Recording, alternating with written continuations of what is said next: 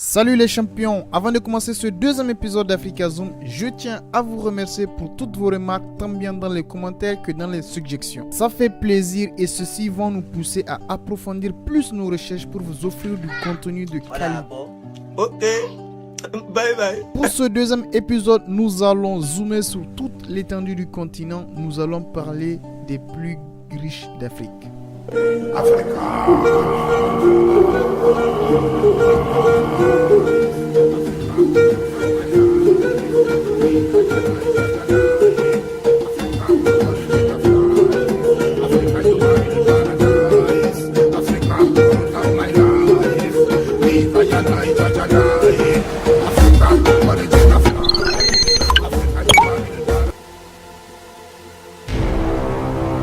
Les plus riches d'Afrique. Nous allons parler essentiellement des 10 plus grandes richesses du continent avec une mention spéciale.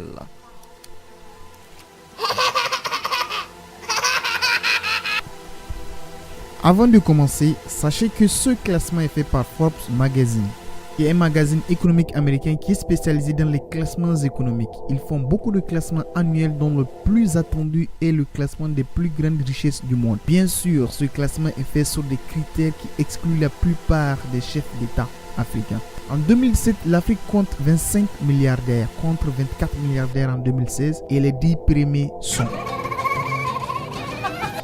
Mohamed El Mansour, il est le 10e du classement et de nationalité égyptienne. Sa richesse est estimée à 2,7 milliards de dollars. Il dirige l'entreprise Groupe El Mansour. Il entretient aussi eu d'étroites relations économiques avec des marques américaines telles que Chevrolet, Caterpillar. Il gère aussi de nombreux supermarchés. Issab Ribrab, il est le 9e du classement. C'est un homme d'affaires algérien. Sa richesse est estimée à 3 milliards de dollars. Il est le propriétaire du groupe familial Cevital, dont il est le fondateur et président directeur général.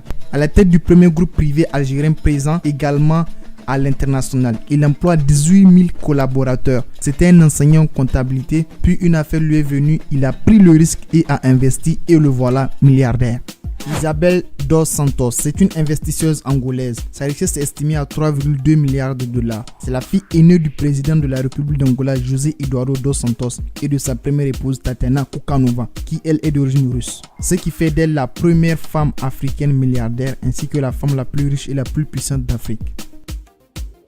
Naguib Saouri, il est le 7e du classement. C'est un entrepreneur et homme d'affaires égyptien. Sa fortune est estimée à 3,8 milliards de dollars. Il a étudié à l'école polytechnique fédérale de Zurich. Il rejoint le groupe Orascom fondé par son père, présent un peu partout dans le monde, et a développé la branche télécommunications. Christopher Wes, c'est un homme d'affaires sud-africain. Sa fortune est estimée à 5,9 milliards de dollars. Il fait dans les détails, il a plus de 157 supermarchés et 146 magasins de meubles et bien d'autres entreprises un peu partout dans le monde. Nassef Saouri, il est le 5e du classement. C'est le frère cadet de Naguib Saouri, c'est un milliardaire et homme d'affaires égyptien. Sa fortune est estimée à 6,2 milliards de dollars et c'est l'homme le plus riche d'Égypte. Il a étudié à l'université de Chicago où il a reçu un BOA en économie. Il a rejoint le groupe Orascom fondé par son père et a été nommé directeur général de l'OCI Group avant l'introduction en bourse du groupe en 1999.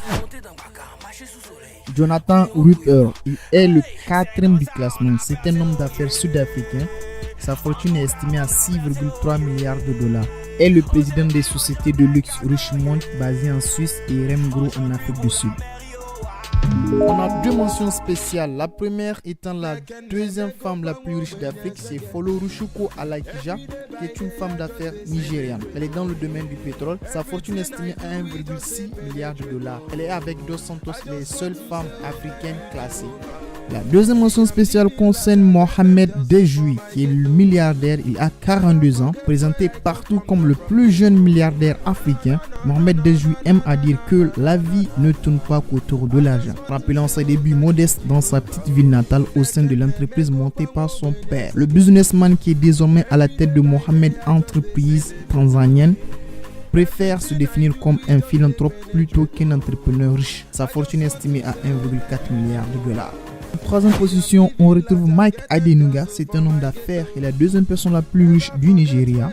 Il obtient un Master of Business Administration à la Peace University de New York. Il travaille dans le domaine du pétrole et détient aussi des actions dans Globalcom et Equatorial Trust Bank. Il était le deuxième plus riche en Afrique en 2016 avec 10 milliards de dollars, mais avec la chute du prix du pétrole, il passe à la troisième place cette année. La fortune est estimée à 6,3 milliards de dollars. Et en deuxième position, on retrouve Nicolas Oppenheimer. De son vrai nom, Nicolas F. Oppenheimer est un homme d'affaires sud-africain. Sa fortune est estimée à 7 milliards de dollars. Il est l'ancien président de la compagnie d'extraction de diamants D-Bears et de sa filiale Diamond Trading Company. Il possède d'importantes parts de la holding britannique anglo-américaine.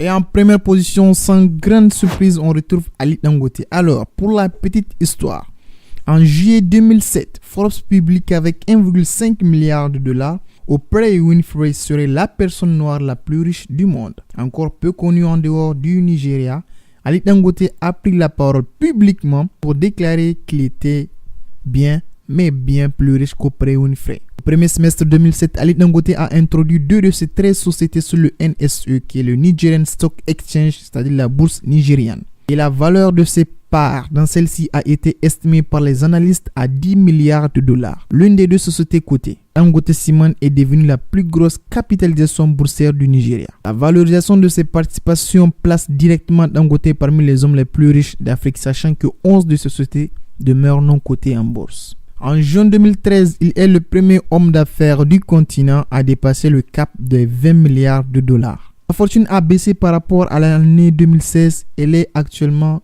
estimée à 12,1 milliards de dollars. On a toro poussé,